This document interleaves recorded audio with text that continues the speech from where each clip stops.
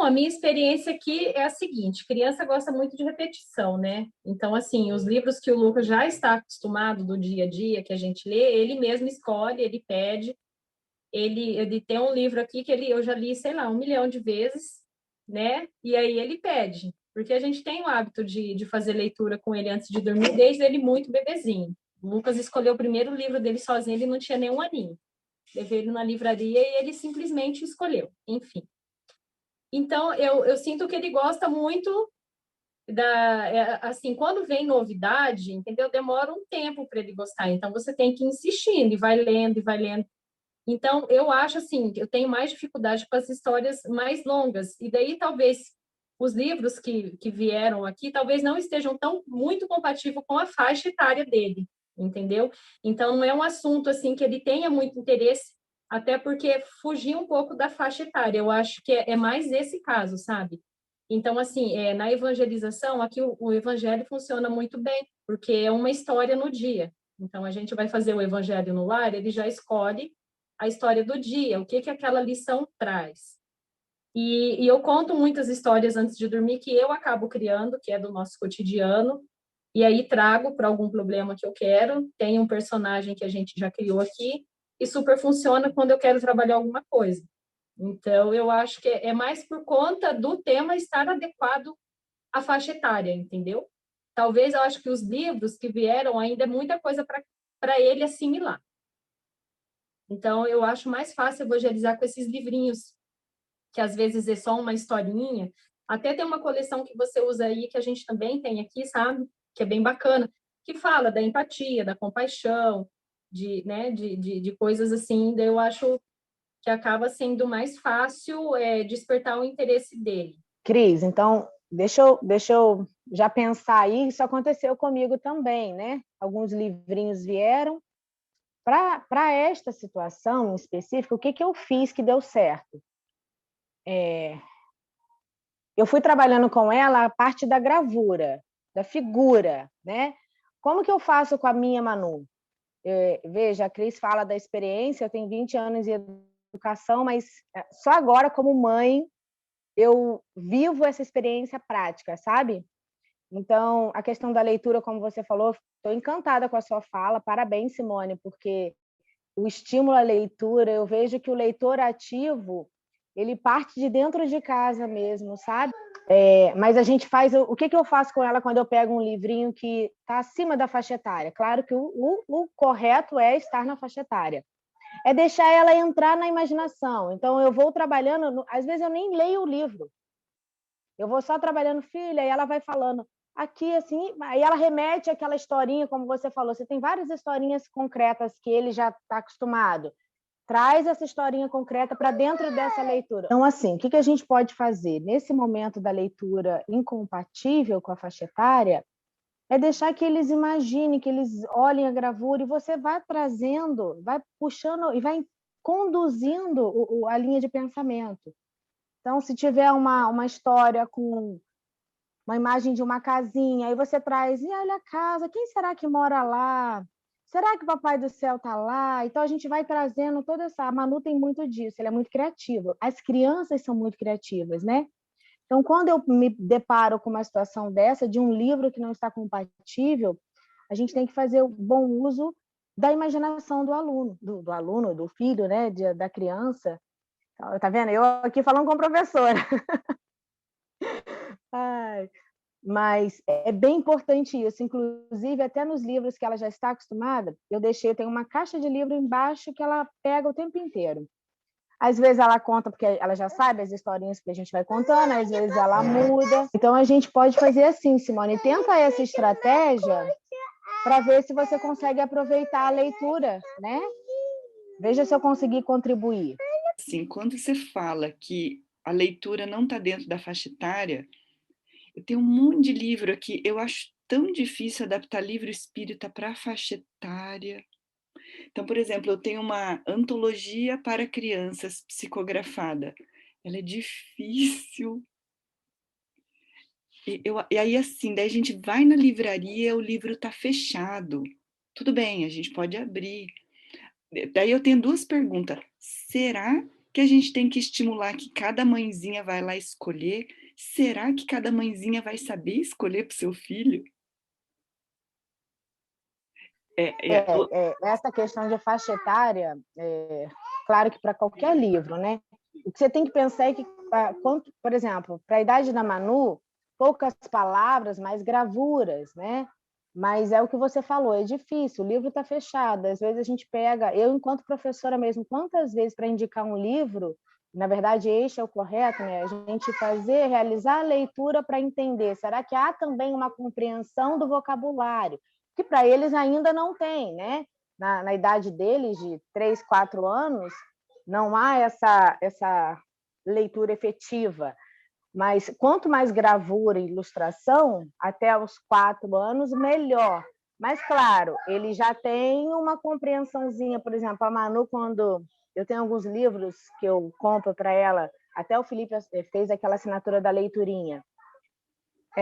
Tem algumas imagenzinhas, hoje ela já reconhece, eu não forço, só falo, do amor, aí ela já sabe, então ela vai fazendo essa associação. Mas a questão da faixa etária é importante, gravura é importante para a faixa etária deles, muita ilustração. Opa, caiu? Tô aqui. Mas é difícil sim, Cris, principalmente porque a gente não consegue, às vezes, manusear lá, né? Outra pergunta, assim, ó. Agora eu quero saber das mães. As mães que não são professoras sabem escolher um livro que seu filho vai gostar? É que eu estou perguntando para vocês, tá?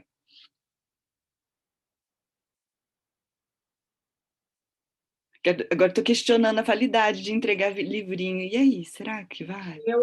Eu acompanho muito esses grupos, né? Tem discussão em grupos de mãe, comunidade de mães que eu participo, e às vezes leio também. Eu já tive a oportunidade de ir 2 vezes na Bienal, e aí eu sempre leio as resenhas antes, sabe? Eu procuro sempre comprar livro dentro da faixa etária. É claro que eu comprei alguns livros aqui que eles indicam, que o Lucas ainda nem teve acesso, porque não compete ainda.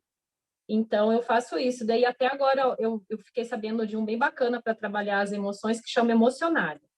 Já vou comprar ele.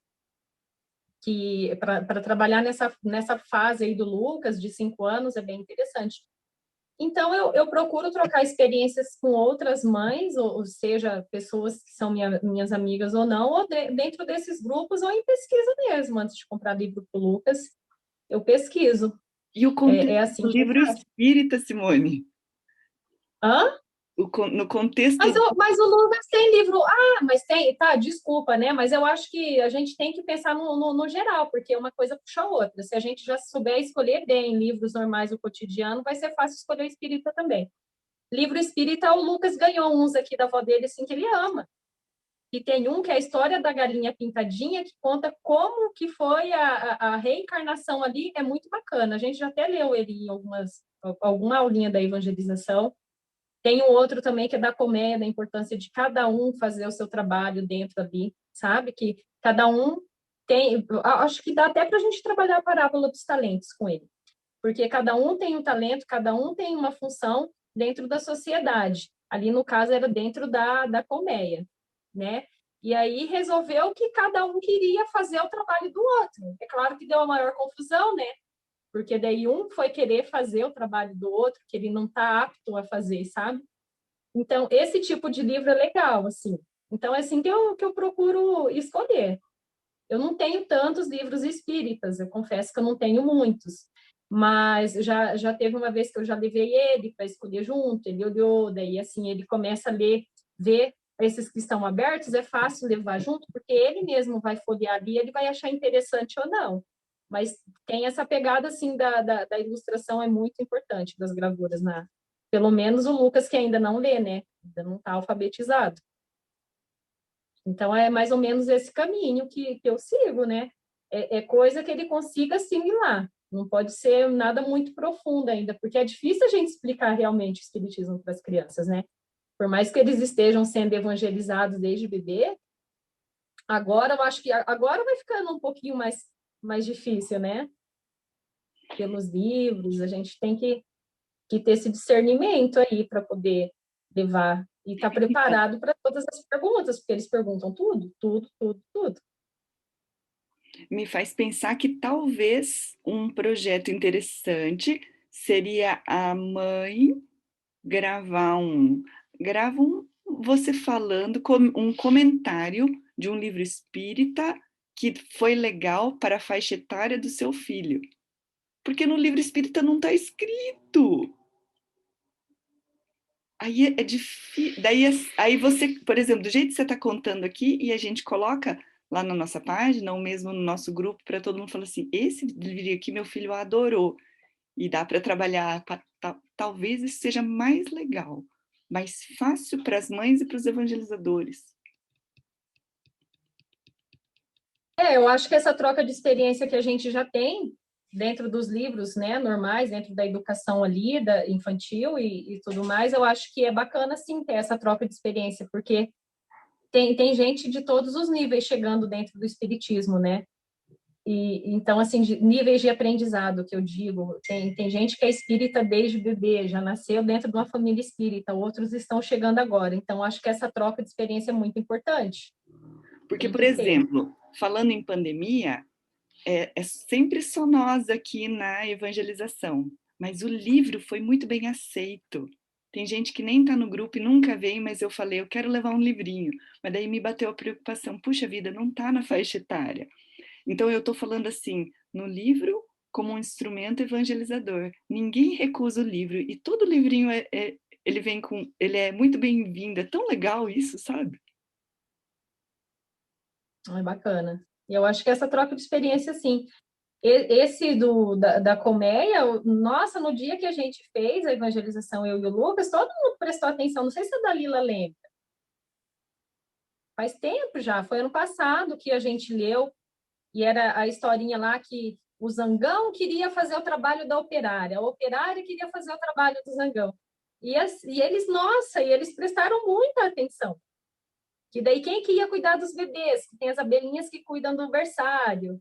Aí todo mundo começou a ficar com fome. É bem legal, sabe? Então, esses espíritas que trazem essa... Eu não sei, não é uma comparação, mas assim, que usa as histórias mesmo, os bichinhos, a natureza ali fica mais fácil, porque eles já estão acostumados com esse cenário dentro dali, né? Das historinhas infantis, então quando tem bichinho, nossa, como que é fácil para eles quando tem bichinhos? Eles, pelo menos aqui em casa, sabe? O Lucas gosta muito de tudo que é bichinho. Então, tanto que a história aqui que a gente conta sempre, todo dia, sempre é de bichinho, tem bichinho envolvido. Tem carneirinho, tem joaninha, tem besouro. Então, é sempre bichinho que a gente usa aqui, que dá certo. Entendi. De repente, fazer uma pré-seleção, Cris, antes, juntar todos os livros e ver, observar pela faixa etária, assim, é isso que ela falou, a gravura, até uma certa idade, a gravura ela é fundamental, né? A ilustração é o que vai trazer. O outro ponto é esse mesmo, a questão dos bichinhos, eles vivenciam muito isso, né? A Manu ama também, então eu vejo que ela conta, até o lobo já passou de mal para bom, né? Graças a Deus, a gente tirou essa ideia do lobo mal. Então, acho que a gente vai fazendo, se fizer de repente, essa repescagem dos livros e olhar, ó, aqui dá para tal, aqui dá para tal, dá para a gente pensar em qual seu filho tem quantos anos? 3? Então, esse aqui é o livro da faixa etária correta, isso aqui é que vai funcionar. Mas também é aquilo que eu reproduzo. Eu peguei, a Cris me trouxe um evangelho em histórias em quadrinhos, né? E ela adora, veja, ela pede para ver as histórias em quadrinhos da Mônica. E ela não tem nem ideia, é porque ela assiste a Mônica na TV, e aí ela pediu para eu lendo, então ela não consegue ler, ela foi inventando a história, aí ela misturou história, evangelização, que aí eu fui falando, mas olha aqui, a gente vai trazendo para a parte da evangelização com a vivência diária dela, né? Então aí tem hora que o Cebolinha apronta, aí ela traz o Cebolinha para a história, então ela mistura o que ela tem, que ela já traz de vivência com aquilo que eu estou trazendo para ela. É uma boa também. E aí amplia, né? Amplia até o vocabulário e a percepção dela. Na verdade, o que a Elaine está falando, é a Simone também, usar o livro como ferramenta de evangelização para esses pequenininhos, como são os nossos, passa do filtro da mãe, né? Por exemplo, uma mãe que entende um pouquinho mais do espiritismo consegue transmitir um pouquinho mais para o filho, que é bem aquela história que eu falo assim, quem mais evangeliza em casa é a mãe, né?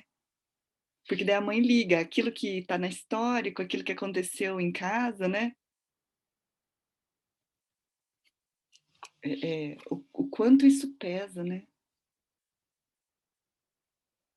Aí, Dalila e Karina, o que vocês me dizem de tudo isso?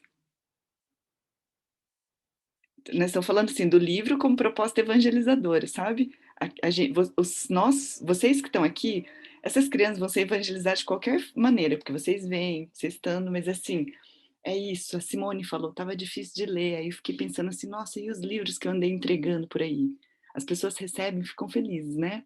Então a ideia é, a pessoa não vem para evangelização, mas a pessoa curte o livro. Aí vê a outra coisa, e aí, esse livro, será que está conseguindo ser lido, né? Bem, aqui eu tenho uma facilidade muito grande com a Cecília, né?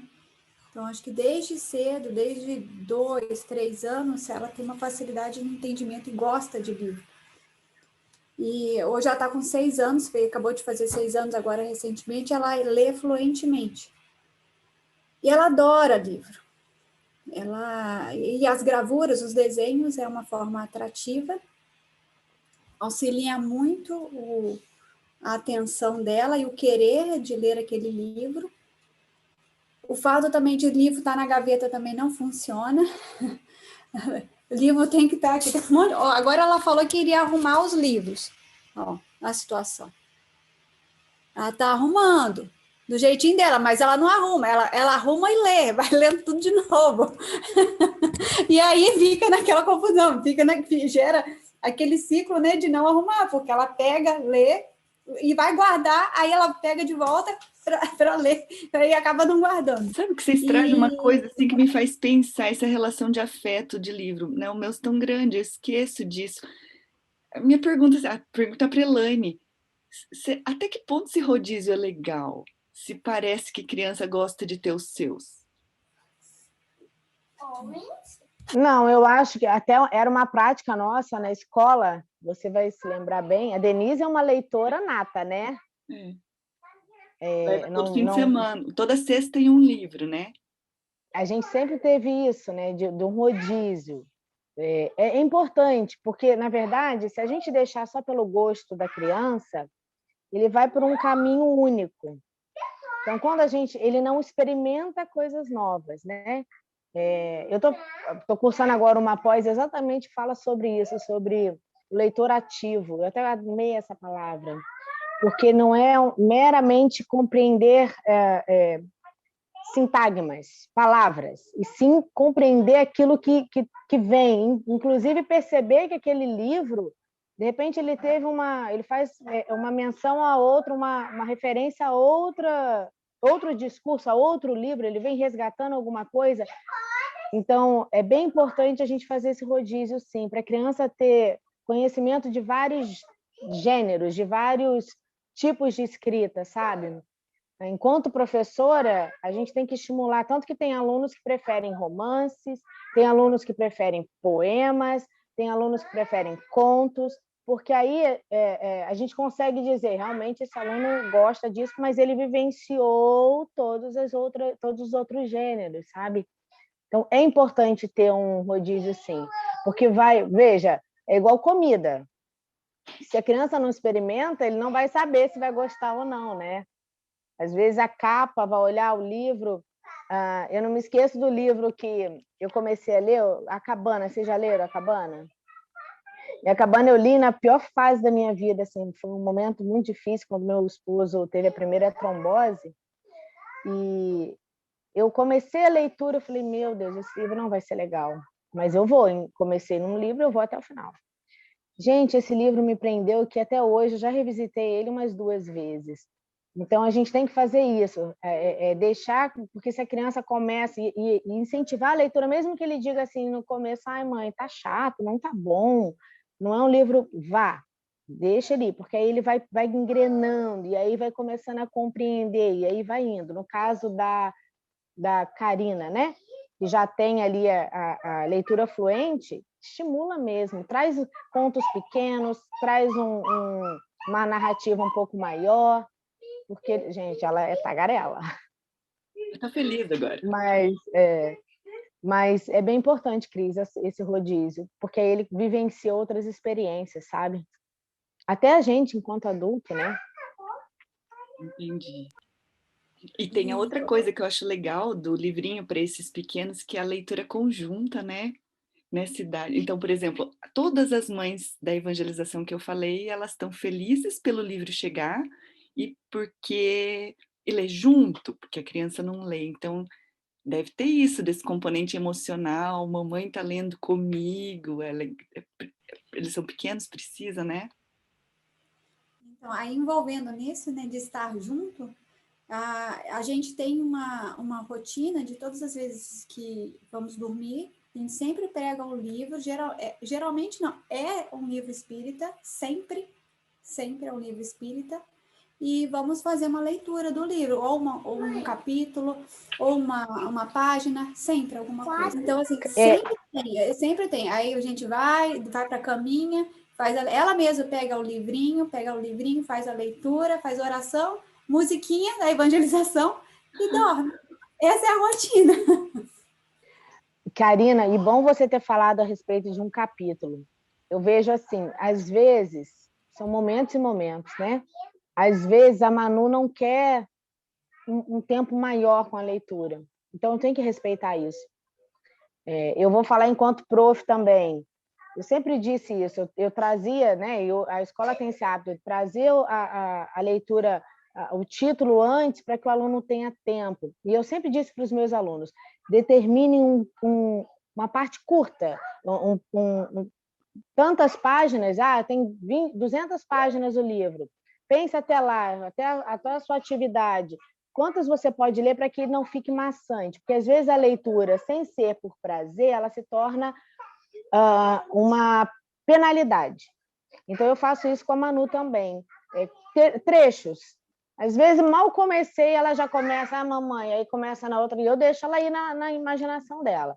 E aí depois eu retomo num outro capítulo ou no outro parágrafo e assim vai. Então, isso é bem importante. Às vezes, só um pedacinho já faz uma significância, já tem um significado grande, porque às vezes a gente tem a ideia de que tem que ler até o final, né? Eu vou ler essa história toda.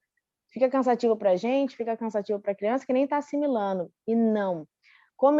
Ela começou, a Manu fala muito. Então, eu começo a ler a história, ela já inventa outra, eu deixo. Aí eu vejo que ela foge muito, eu puxo devagar, sem que ela perceba, eu venho puxando. Mas e isso, filha? E se acontecer isso, o que a gente pode fazer? E aí a gente vai trabalhando desse jeito. Só que às vezes é isso, um trechinho curto já me rende imaginação para a semana inteira. E é bem assim. Porque às vezes eu só começo a ler alguma coisa em mundos regenerados. Ela começa a estar na fase dos porquês. Né? O que é mundos regenerados? Aí a história ficou só na frase. Aí você já começa no assunto, o que é um mundo regenerado, ela começa a perguntar, e o assunto vai. Quando você vê assim, filha, já são 9h30, a gente tem que dormir, tá na hora de fazer a oração. E acabou fazendo só um trechinho. Foi só dois parágrafos. Mas foi suficiente para se esticar um assunto, né? Ficar juntinho. Foi útil aquele momento, né? Eu pensei muito vocês falando aqui como é importante o hábito, né? O hábito de coisas boas. Porque, por exemplo, eu não fui criada para ter o hábito de leitura. Então, leitura na fase adulta, para mim, era uma obrigação, era muito chato. Eu tinha que fazer aquela prova, tinha que ler aquele livro. Eu não sei mais nem o que aquele livro fala. Então, a gente está criando hábito, a Karina está criando hábito, a Simone, nós estamos criando hábitos. E isso me remete quando começamos os nossos encontros aqui de evangelização. Era uma coisa nova, uma coisa remota. As crianças não iam parar no computador, era um desafio. A Cris lia aqui as histórias, comentava as histórias, os meninos ficavam com a perna para cima, o outro deitado, e a gente achando que eles não estavam escutando. Aí, quando é a noite que a gente vai dormir, eles sabiam todas as histórias, a história fica na semana inteira. Aí, já na próxima semana, aquela aula remota já não era mais chata, era eles que lembram a gente, mãe, está na hora da aula, está na hora da evangelização. Então, a gente, como mãe, como educadora, temos a função de criar o bom hábito, mesmo que não tenhamos isso na nossa infância, que é meu caso. Então, é criar o hábito, que no início, e não forçar, né? Tem que ser um hábito bom. Eu vejo também exemplos, por exemplo, tá lendo uma história para longa, aí vejo que ele não quer mais. Ou então ele está intertido com uma coisa antes, um filme, estava assistindo um desenho, estava jogando, não queria ler a história. E eu tinha aquele hábito que foi criado assim, se você não vier ler a história, você não vai ter mais esse brinquedo, você não vai ter mais a recompensa. E não, a gente estava comprando essa ideia, né? E sendo um hábito comum, natural, vai fluir. E eles vão gostar de ler, que é o que aconteceu aqui com a gente. Muito bom. Eu era uma criança que não gostava muito de ler. Meus pais sempre incentivavam, davam os livrinhos. Mas chegou a um ponto, assim, que eu não pegava um livro. Tanto que o Harry Potter salvou a minha vida na leitura, né? Porque Harry Potter é muito legal. E acho que forçar é a pior coisa, né? Que tem. Tudo que é forçado acaba sendo ruim. E daí deixando a criança, isso que é mais bonito, deixar ela criar, desenvolver ali a imaginação. Aí eu achei muito, muito bonito que a Elane falou. Daí traz de volta, mas sem ela perceber, né? Traz para o assunto ali do livrinho. Porque aí ela não vai se sentindo reprimida, né? Ali na imaginação dela, que é muito importante. Eu leio mais sobre psicologia, não entendo muito da pedagogia, né? Mas vejo como é importante deixar essa liberdade ali, né? No que a criança tá fazendo. Porque senão acaba tolhindo algo que ela vai desenvolver, né? Que pode ser ali um início de algo que ela vai levar para a vida, assim, e que foi tolhido num momento que não podia acontecer isso. Cris, outra dica legal é igual na escola, eu sempre falo, devolva a pergunta com outra pergunta, né? Então, às vezes ela vai fazendo isso, mamãe, ou então ela vai falando de uma criança, de repente ela entra com a história de alguém, alguma coisa que até aconteceu com ela na escola, vamos pensar assim. Fulano, mas esse amigo bateu no... Mas por quê? E aí eu começo, mas por quê? Isso é legal? Isso é tristeza. E aí a gente já vai também fazendo com que ela reflita sobre as condutas, né? Sobre o que é certo, é errado, exemplificando. Eu tenho aprendido como mãe, né? Que, na verdade, eu disse que eu aprendi como mãe, que o exemplo arrasta. A Dalila falou que não teve, eu também não tive incentivo. Na verdade, vim de família muito humilde. Meu pai mal estudou, minha mãe também. Então, eles nem tinham. Como é que eles vão me incentivar? Eles não tiveram isso, né? Não veio por mim, assim, né? A coisa do querer fazer faculdade, viver. Tanto que hoje eles estão na minha casa e aí meu pai fala, meu Deus, mas você não para um minuto de estudar. Eu entro numa pós aqui, eu vou fazer um negócio ali. Eu falo, pai, não posso parar. Não dá para parar. Meu cérebro precisa disso, eu sou movida. Então, eu vejo a Manu hoje, ela falou, mãe, você vai trabalhar, coitadinha? Porque muitas vezes ela me viu trabalhando muito também. Eu digo, não. Então você vai estudar. Eu vou estudar. Então, ela sabe? Então, a gente vê assim, quanto mais a gente incentivar, forçar realmente não é bom, mas trazer, igual a Karina falou, deixa os livros à mostra lá, deixa jogado no chão. Eu não tinha uma prateleira, eu falei, o que eu vou fazer? Comprei uma caixa organizadora, deixei ali no canto e ali ela pula, pega, traz, lê. Aí eu ensino a organização, eu digo, terminamos de ler, agora você tem que botar no lugar. Então a gente vai trabalhando assim para... Mas é bem importante ter esse pensar aí, essa indagação e fazer com que até ela se traga a reflexão daquilo que está acontecendo na vidinha dela, né? Igual eu disse, esses dias ela trouxe para a história uma situação que aconteceu, acho que na escola. E aí eu falei, mas isso é legal, filha? Não, isso é tristeza. E o que a gente tem que fazer? A Manu tem uma facilidade, desde sempre eu ensinei a pedir desculpas. Você tem que pedir desculpa. Tá errado, tá errado. Então ela faz alguma coisa e ela fala, pede desculpas, a gente tem que pedir também. Às vezes eu não fiz nada. Aí ela fala, mamãe, desculpa, pede você também. Porque eu zanguei, né? Eu corrigi. Mas é bem importante a gente aproveitar até este momento de leitura para até saber o que está acontecendo no dia a dia, né? Na verdade, você está trazendo um algo além, que é uma leitura muito dialogada. E aí essa é a coisa legal para a gente falar com a mãe, né? Porque, por exemplo, às vezes eu fico preocupada, porque na nossa evangelização a gente lê aquela coleção, porque aquela coleção tem muita figura, e me dá um peso assim, ai, tem tão pouco escrito. Pronto, a Elaine já esclareceu, ufa, que bom, que tem bastante história. E às vezes o livro ele é só figura e pouco escrito. Daí eu fico pensando, será que ele é tão pobre? Daí você fala essa coisa, é o misto, né? Alguns têm a riqueza de muita figura, outros têm a riqueza da muita palavra.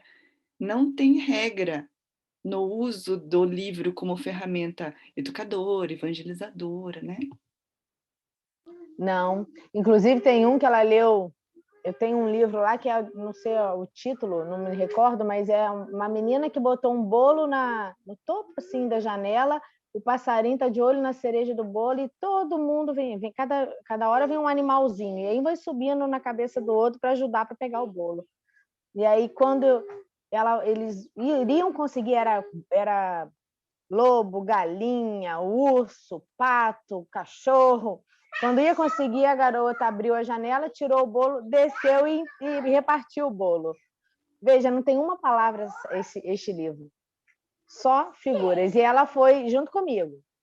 Ela falou, mamãe, mas eu adoro também cereja. Eu falei, o passarinho já pegou. Ai, passarinho danado, ela fala. Então, e cada hora ela conta ele de uma história, de uma forma, sabe? Ela adora esse livro, porque tem a questão dos animais. Ela adora os animais, é o que ela falou, acho que é Simone, né? A questão dos animais é bem forte, é bem presente. A criança gosta muito de animal, então... E não tem uma palavra. É bem importante a gente fazer, inclusive, com que eles realmente trabalhem a criatividade. E a criatividade nada mais é do que aquilo que ele tem dentro dele, do conhecimento de mundo. Ele não vai falar daquilo que ele não conhece, ele vai falar daquilo que ele tem conhecimento, né? Então, é bem importante até para você ver, conhecer, perceber a forma de pensar da criança, porque não pense que uma criança de 2, 3 anos já não tem ali um jeitinho. Tem sim, ele consegue demonstrar. E a gente consegue facilmente até corrigir ou orientar de uma forma bem leve quando isso acontece, né? Já é uma educação, né? E assim, os livros infantis espíritas, às vezes, eles tendem a ser muito difíceis. É muito difícil encontrar um livro tão facinho, mas talvez a dica melhor é isso: fragmentar em pedaços e acho que a mãe transpor dentro daquilo que é possível, né? Acredito que a melhor coisa é fragmentar. Até livros sem ser espíritas. Fragmentar ele é eficaz. Gostoso, né? E essa questão também de fragmentar, e é bem aquilo que a Elaine falou. Quando você começa a fragmentar e ler um pouquinho, a criança acaba falando como que foi o dia dela também. Então, une um pouco a história do livro com os porquês da própria criança e ela acaba contando o contexto do que ela viveu. Um exemplo aqui de casa, a gente estava lendo um livro, aí falando sobre a morte, né, que foi para o plano espiritual, aí ela falou assim, mamãe, a professora contou uma história que falou que a vovó morreu. Eu falei para a professora que ninguém morre. Aí a prof, ela falou assim, a prof falou que todo mundo morre, mamãe, mas eu falei com ela que ninguém morre, que não é assim, que vai todo mundo do plano espiritual. Então, assim, aí ela acaba falando um contexto do que vivenciou, do que ela... Porque até então ela não tinha contado isso para mim. Então, eu abri uma brecha sobre um assunto do que ela vivenciou na história e que foi importante para ela, porque ela ficou tão indignada que a professora falou assim, não, mamãe, eu falei para a professora que ninguém morre. Então, ela achou assim, então assim, olha, eu falei para ela, a professora falou assim, não, todo mundo morre. Não, a gente vai todo mundo no plano espiritual. Mas falou com uma certeza, né, e acaba envolvendo realmente. E a questão de fragmentada dá esse estímulo de extensão de uma conversa, de um assunto. Agora eu tenho uma pergunta para todas as mães, tá? Para todo mundo. A doutrina espírita ela é muito pobre em livros, assim, em muitos livros muito ilustrados. E a literatura evangélica tem um monte de livrinho de Jesus. Eles estão anos-luz na frente da gente. Livrinho pequenininho, mostra Jesus, mostra as histórias, né?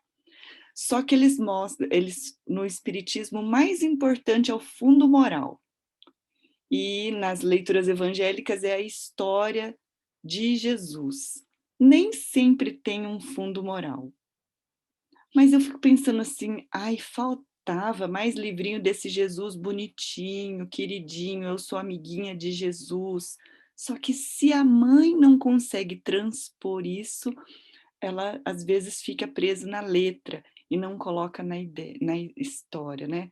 Eu queria saber o que vocês acham disso, de ter livro não espírita, mas que vai trazer Jesus. Será que a gente transporta isso da literatura evangélica ou espera eles crescerem para ficarem amiguinhos de Jesus?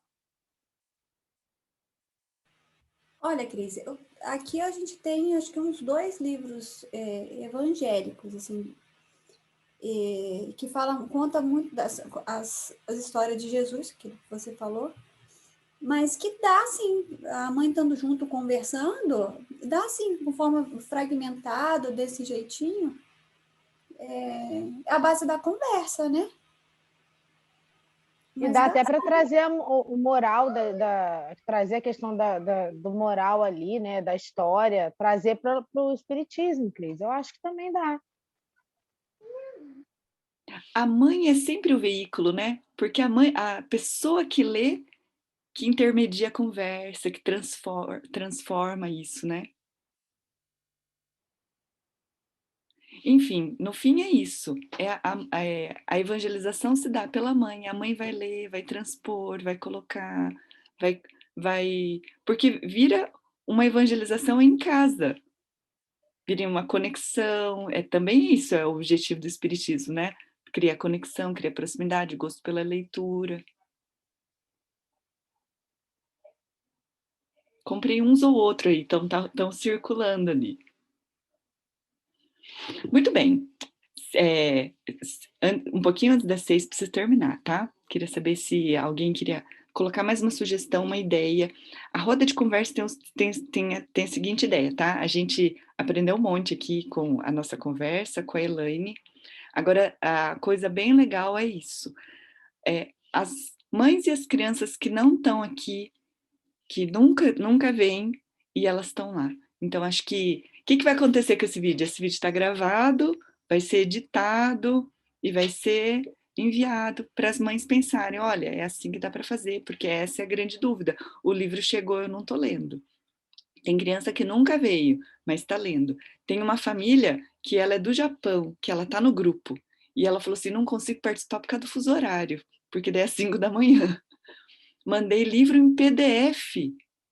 Ela agradeceu muito, porque daí eles mantêm contato com a língua, tem história, e cada vez mais eu fico pensando, o que a pandemia me fez pensar são essas outras formas de educação. E a gente, quando começou a pandemia, falou assim, agora, como é que vai ter evangelização? E a gente começou a ter história. A pandemia ainda não acabou. E a gente está distribuindo livro. E a gente está saindo de outro formato, que era a contação de história no livro, para o livro que as crianças estão lendo em casa. Olha onde que as coisas estão chegando, né? Não é legal isso? Muito bem, Elaine. E eu acho que esse formato que a gente está fazendo agora, essas rodas de conversa, funciona muito. Eu digo isso porque hoje, quem estuda um pouco de marketing digital, a tendência são as comunidades, né? Eu já estou na comunidade que daí é de mães. E essa minha professora do Teta Healing, a gente tem. Tem a comunidade que é da maternidade e tem a do Maestria, que é o empreendedorismo feminino. É muito bom. Então, assim, a gente se reúne uma vez por mês no Zoom e aí eles dão aula sobre algum assunto e a gente traz as dificuldades. Eu acho que funciona muito, muito bem esse formato de roda de conversa, Uma de roda de comunidade, conversa porque a de gente divide as vivências. As vivências ali no dia a dia, e aí a gente pode estar pedindo ajuda ali, pede socorro, olha, está acontecendo isso, estou com dificuldade, trocar experiência, porque cada um já tem uma vivência em cima daquilo ali, um está com um filho mais novo, já passou por aquilo, sabe?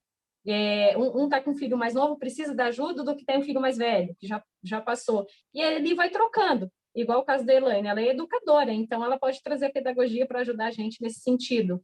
Então, acho que cada um vai somar de alguma forma com a tua vivência ali e como que é no dia a dia com a tua maternidade, porque cada um tem um jeito de maternar, né?